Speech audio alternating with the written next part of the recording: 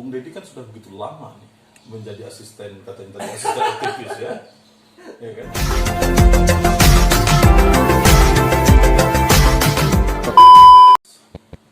Assalamualaikum warahmatullahi wabarakatuh.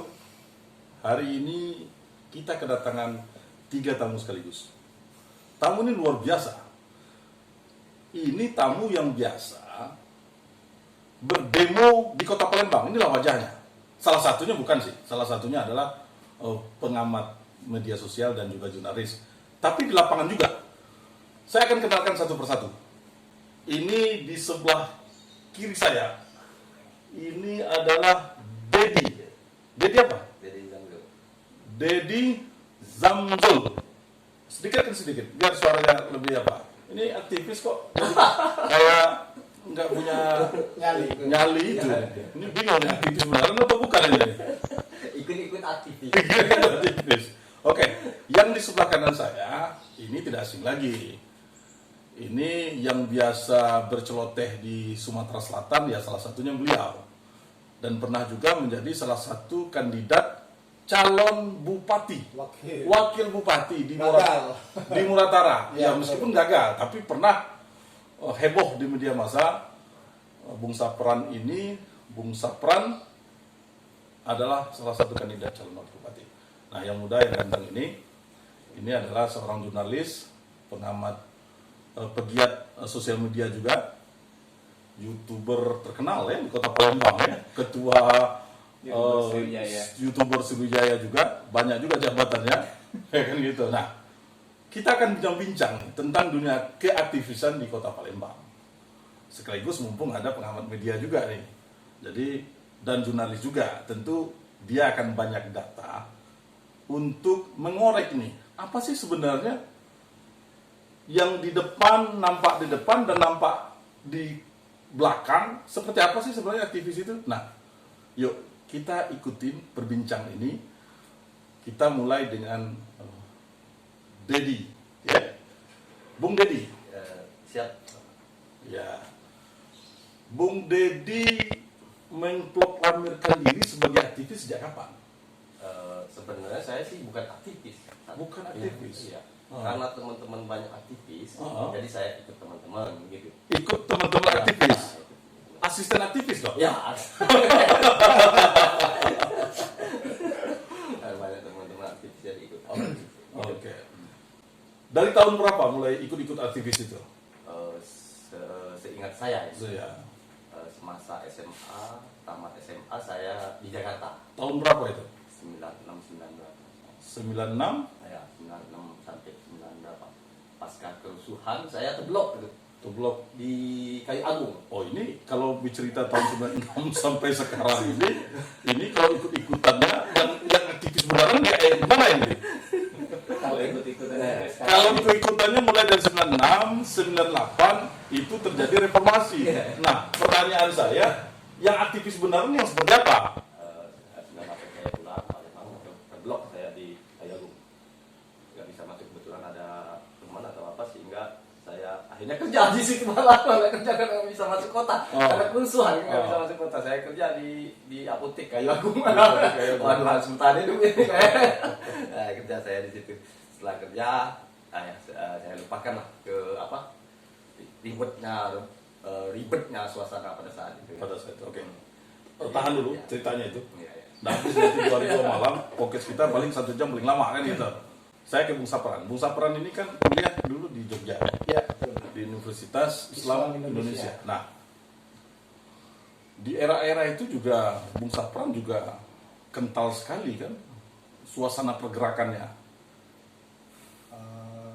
tergantung sudut pandang sih Om. Ya, makanya saya tanya Nggak usah sudut pandang. ikut-ikut, Om. Ya. Saya tanya kita bahas. sudut pandang Ada yang mau Bung ikut Sapran nanti. ini. Jadi kan kalau kita mau flashback bahwa ada pembungkaman di zaman Soeharto, zaman Orde Baru, ya kita akui ya. Ya. Nah, kita selaku mahasiswa kan waktu itu kan masih usia sangat muda. Tahun berapa itu? Tahun saya kuliah itu tahun 87. Masuk Jogja. Dan gerakan secara nasional itu kemudian diikuti dipicunya waktu di Jogja, yaitu gerakan kampanye GoFood tahun 92. Jadi di situ waktu itu yang punya ide untuk melakukan kampanye GoFood karena dominasi Partai Golkar melalui jalur ABG mereka, ya, itu adalah HMI dan Pemuda Demokrat. Karena saya waktu itu masuk di dalam barisan GMNI, ya kan? Akhirnya karena Pemuda Demokrat dengan GMNI itu adalah sama-sama waktu itu underbownya PDI, belum PDIP ya. Jadi Pemuda Demokrat DPD Jogja itu komunikasi dengan DPD GMNI untuk ikut. Akhirnya saya selaku waktu itu dimandatkan untuk menjadi ketua komisariat Fakultas Ekonomi WI, kan agak ayanggal sebenarnya karena HMI itu kan dilahirkan dari WI, tapi saya justru menjadi ketua komisariat di ekonomi WI. Kita kampanye golput, dikanalisasi, dikumpulkan di IAIN Sunan Kalijaga. Artinya kesannya mencekam sekali ya saat itu. Semua aparat turun waktu itu. Semua aparat ya, turun. kita startnya dari Bulak Sumur, long march, dan ada yang pakai motor, ya kan? Cuma yang pakai motor. Tapi sepanjang dari Bulak Sumur itu lewat jalan Cibitiro, kemudian lewat jalan Solo sampai ke IAIN, itu kiri kanan aparat semua.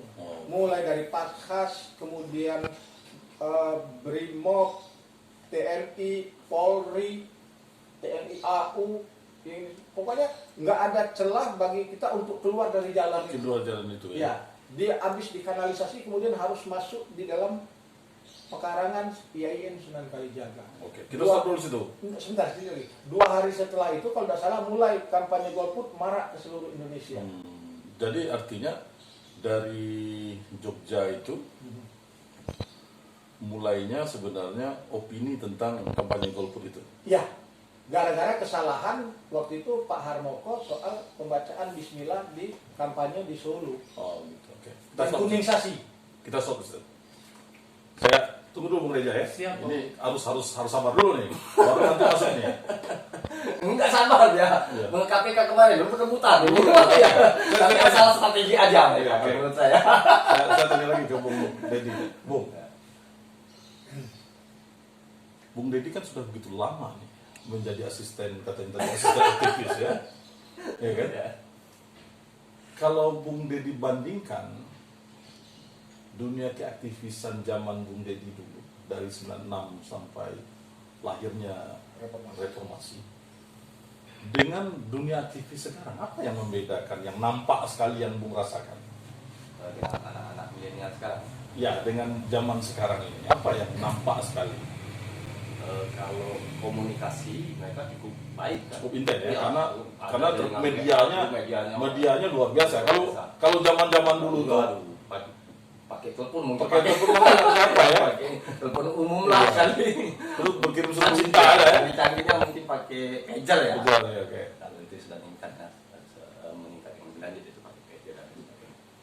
Nah, jadi dengan kecanggihan ini juga belajar juga mungkin aparat-aparat negara juga mungkin belajar bagaimana bicara tentang pergerakan dari 28,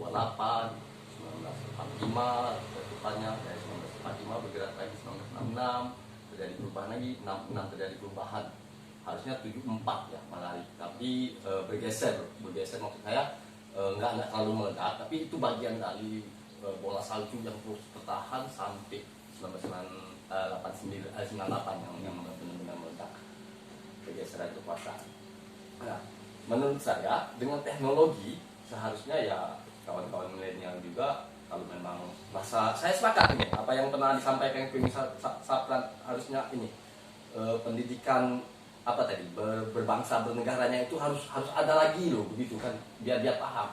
Tapi kan ternyata ketika teknologi yang begitu ini masif ini kalau anak-anak paham, waduh bisa ini.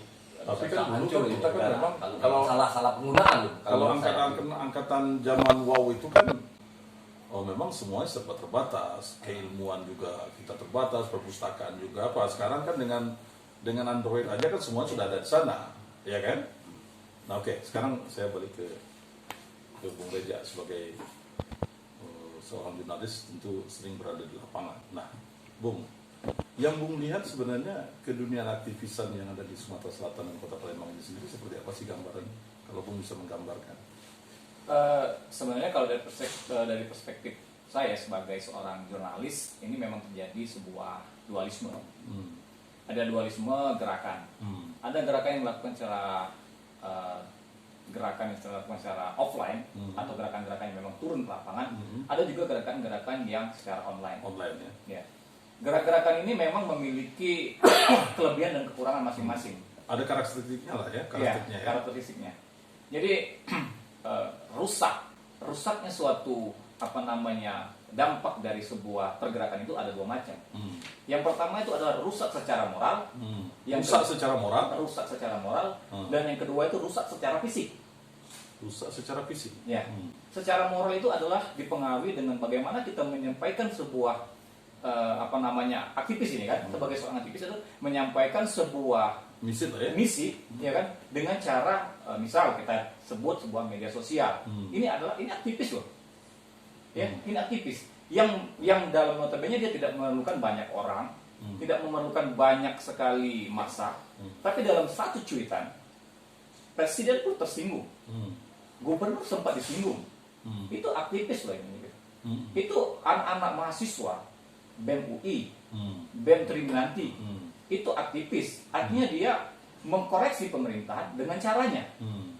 Nah, tetapi ketika tidak dapat disikapi itu akan rusak moral. Moralnya artinya dia akan mempengaruhi psikologis orang banyak dengan sistemnya. Ya kan?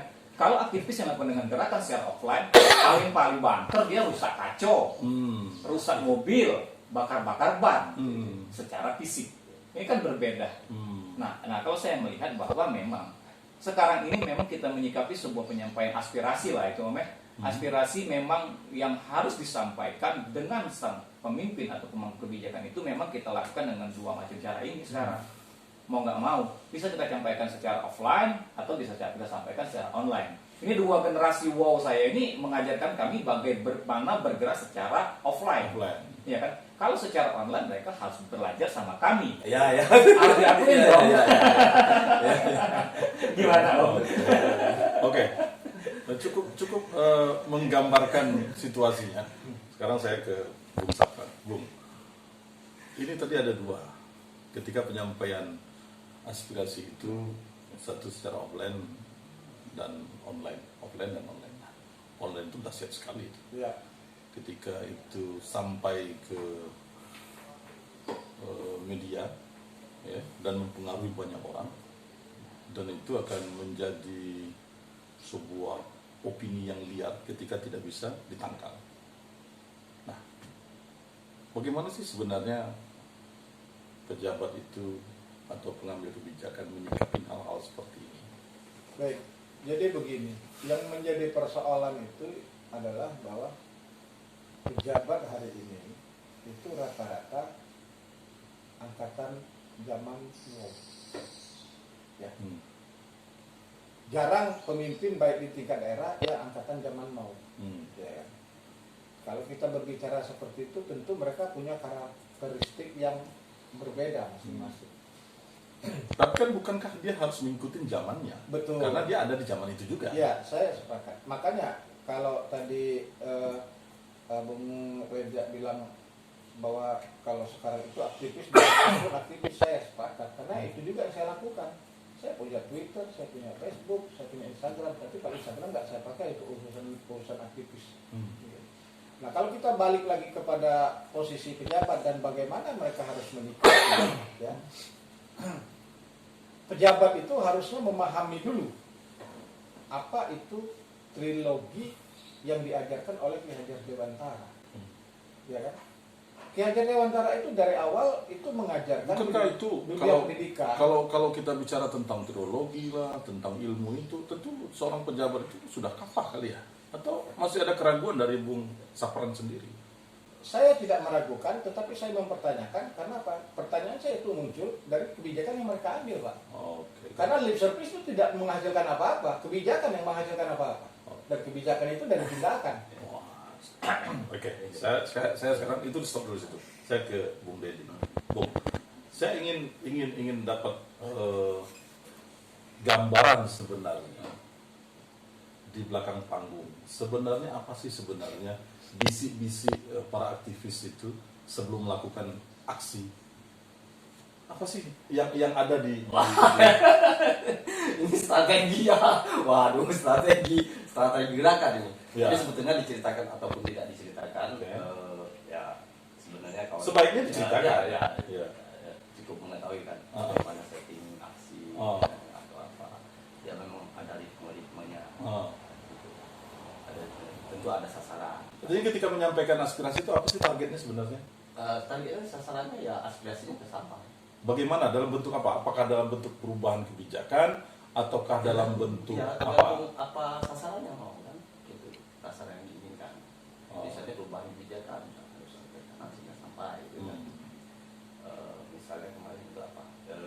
Kayak undang-undang omnibus law ya, sehingga presiden lumayan ini kawan-kawan aktivis muda ini sebenarnya bergerak juga ya kan. Mungkin bersinergi, tapi ya karena kita ingin membangun bangsa, menurut aku karena belajar kesalahan-kesalahan yang lalu, ingin membangun bangsa. Seperti kita aktivis, ya kita sebut aktivis 98 lah kita ya. Aktivis 98 belajar dari aktivis 66. Aktivis 66 Orde Baru itu ketika dia menang atau langsung rebut kekuasaan.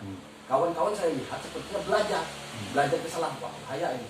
Jadi saya sebut 98 ini aktivis mengawal, kawal. Makanya P98 nggak bisa dijadikan karena P98 itu kesalahannya. Itu kesalahan. Jadi bagian dari kesalahan.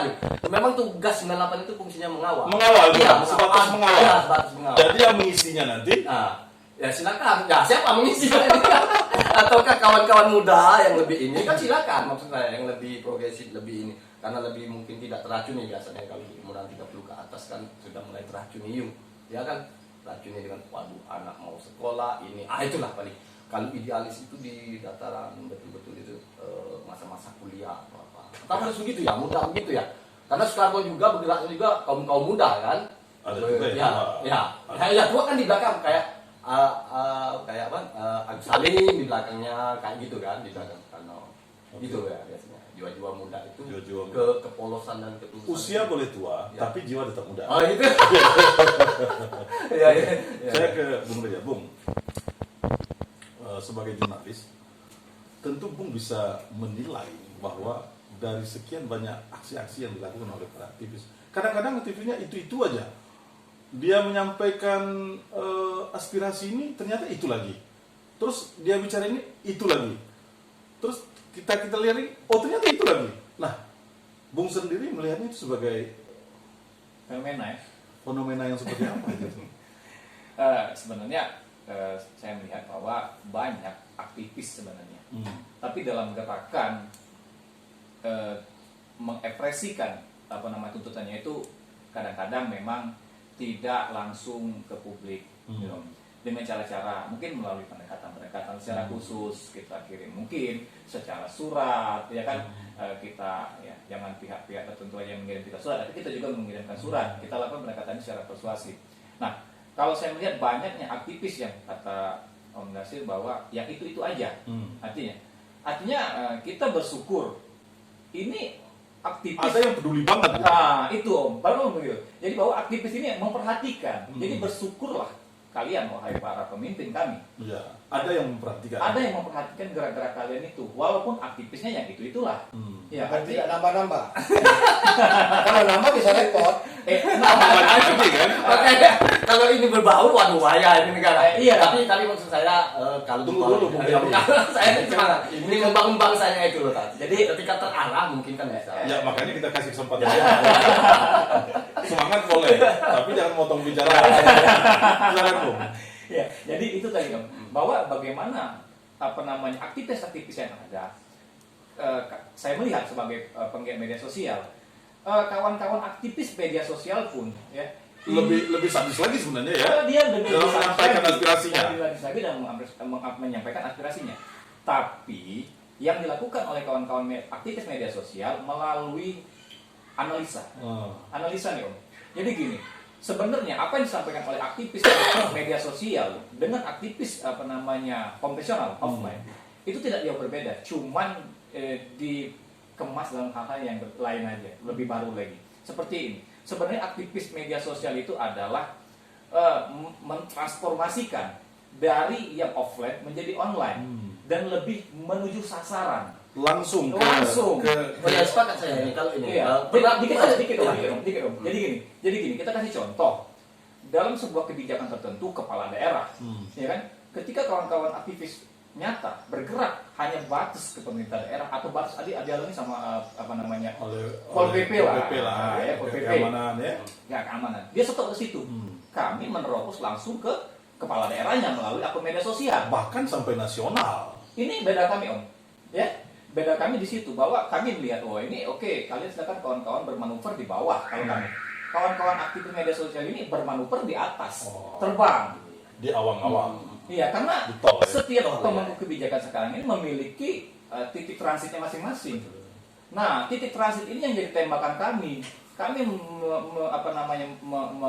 mengkoreksi kebijakan atau menganalisis kebijakan ketika tidak tepat keperuntukannya. Kami langsung kepada personalnya. Ketika kami kepada kepala daerah tertentu, langsung kami sampaikan. Cukup kami bilang, gubernur ini langsung sampai ketika dia buka di handphonenya. Artinya langsung ke titik sasaran. Personal. Ya. Personal. Dan tidak terikat waktu. Dan berefek luas. Berefek luas. Oke. Sekarang saya ke Dedi. Ya, mau nyambut yang ini tadi. Oke, silakan sambut. Mau nyambut, ya saya pernah nonton di berita di Mesir Husni Mubarak itu dari gerakan Facebook loh. Kalau nggak seingat saya di satu room memang salah satu case contoh kan. Tapi jangan lupa, betapa dahsyatnya media sosial. Tapi kan memang masyarakatnya turun juga ke bawah dengan jaringan yang begitu. Nah, itu maksud saya. Jadi antara konvensional dengan apa namanya? Online. Kalau dia bersatuan, Ya karena online itu nanti penjauhantahannya ya di offline. Kan? Nah, kalau dia nggak turun-turun juga nggak bisa juga berarti kan? Iya. Benar, makanya tadi kan saya bilang bahwa ini transformasi. Ya. Ya kan, transformasi dari offline ke online. Online. Ya kan, kita mentransformasikan apa yang dituntut oleh kawan-kawan aktivis secara offline, kita sampaikan melalui online di situ. Jadi bagaimana kita mentransformasikan apa sih kepentingan dari Bang Dedi? Ya kita dengan gerakan yang berbeda bro gitu kan. Sekarang saya ke Bung Sapran. Bung, ini udah cukup jauh kita bicara. Udah cukup jauh. Kita lihat sekarang banyak kebijakan pemerintahan kita baik nasional maupun provinsi sendiri yang mulai dikoreksi oleh para kawan-kawan penggiat media. Contoh barangkali kemarin kita tahu bagaimana teman-teman dari Universitas Trinanti memberi gelar gubernur kita, dan ada juga Universitas Indonesia UGM juga memberi gelar presiden kita. Nah, ini sebenarnya sebagai sebuah fenomena yang apa itu? Atau memang sudah mulai ada muncul embrio-embrio itu? Kalau saya melihatnya sih nggak ada apa-apanya, bukan sebuah yang harus fenomena. Kalau kita melihat dari sisi seorang pemimpin, ya pemimpin itu kan harus lebih bisa introspeksi diri. Tidak akan mungkin asap itu muncul tanpa ada api. Jadi kalau pemimpin itu emoh dikritik, ya kerjakan sesuai dengan aturan, kerjakan sesuai dengan norma, kerjakan sesuai dengan hal-hal yang kepatutan dan tidak melanggar hukum serta tidak merugikan keuangan negara. Tidak akan muncul kritik, gitu loh, gampang. Jadi, artinya sesuatu yang wajar-wajar saja dong kalau ada kritikan. Bagi saya wajar. Justru bagi saya yang luar biasa itu kalau ada pemimpin yang merespon berlebihan. Merespon overdosis lagi kayak obat. Apa namanya? Overlapping. Ya, kenapa? Ya tidak. Ya harusnya dia introspeksi diri. Bagi saya seperti kasus kemarin yang dimaksud Kelakar ya, katanya kan? King of Kelakar. Bagi saya itu nggak ada yang halnya, nggak ada yang luar biasa. Biasa-biasa saja. Tetapi hanya muncul riak-riak yang menyikapi itu seolah-olah itu luar biasa. Nah, ini yang harus kita perhatikan. Kenapa muncul seperti itu? Kemudian kenapa muncul gelar seperti itu? Kalau seorang pemimpin itu dia mampu introspeksi diri dan menyadari dan dia berjalan sesuai dengan apa yang diharapkan oleh rakyat yang dia pimpin, tak akan muncul king of Kelakar. Oke, no problem ya. No problem. Tidak ada persoalan. Nggak ada persoalan. Termasuk ke Presiden Jokowi sekalipun banyak kritik segala macam. Artinya kan banyak persoalan yang muncul yang tidak dipahami oleh pemerintah ataupun pemerintah tidak mau dengar. Kan gitu. Tinggal bagaimana pemerintah menyikapi. Sepertinya perbincangan kita sudah anti klimaks ini. Sudah luar biasa ini kan. Cukup lama. Ya. Jadi saya ingin setiap narasumber ini memberikan satu closing statement. Saya mulai dulu dari Bung Reza. Jangan Om, yang muda terakhir Om. Yang muda terakhir, oke. Oh, saya kira karena milenial, Ah. milenial ya. Oke. Kalau milenial dulu lah, kalau menurut saya kenapa harus muda? Karena bergerak itu dari muda. Oke. Jadi pergerakan kita awali dari muda dulu lah. Jadi kalau sudah diminta dulu Ya. tidak boleh Kalau mengelak. sudah minta ya. Tidak boleh mengelak. Karena sudah dipanggil sama Bung Sapran sudah memanggil Bung. Sementara dia tetap bertahan manggil Om. Aduh, kayaknya nggak mau jadi pergerakan ya kan? Iya. Bung Reza. Jadi closing sih seperti ini Om. Kalau kami dari penggiat media sosial, jurnalis, bahkan juga di komunitas YouTuber ini, bahwa menjadi pemimpin, ya kan, banyak yang memperhatikan kalian. Kebijakan-kebijakan yang kalian buat itu adalah untuk kepentingan masyarakat banyak. Sehingga jangan salahkan kami jika kami mengkoreksi kebijakan kalian itu dengan cara kami. Ya kan? Psikologis yang disampaikan pun akan berdampak luas. Kalau kamu di kabupaten, mungkin tidak hanya di kabupaten, bahkan sampai tingkat nasional. Jadi saya sepakat dengan Bung Sapran, bekerjalah dengan tulus, bekerjalah dengan ikhlas, sehingga prestasi dapat kamu capai. Oke, sekarang ke Bung Dedi. Closing statement-nya. Kalau saya sedikit aja, milenial dengan apa bahasanya tadi, milenium ya atau apa ya, generasi muda dengan generasi now ini, tinggal diarahkan aja kalau menurut saya. Ketika diarahkan untuk Indonesia lebih baik, mungkin saja menurut saya kerja tidak lagi perlu bersawah, itu nggak perlu lagi kita yang bergerak traktornya. Kalau memang milenial ini bisa ini kan, mungkin dari rumah aja PC remote, kayak jalan sendiri, mana kan gitu kan. Itu aja kalau menurut saya, tinggal diarahkan. Bung Sapran. Baik.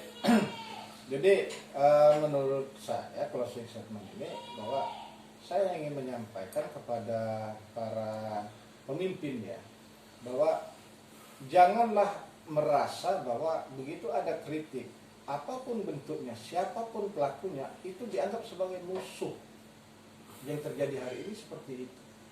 Harusnya kalau dia seorang pemimpin yang cerdas, itu menganggap semakin banyak orang yang mengkritik, artinya untuk mengambil sisi baik, dia akan berbicara kepada diri sendiri, artinya saya berhasil mencerdaskan rakyat saya. Kenapa? Orang tidak bisa mengkritik kalau dia bodoh.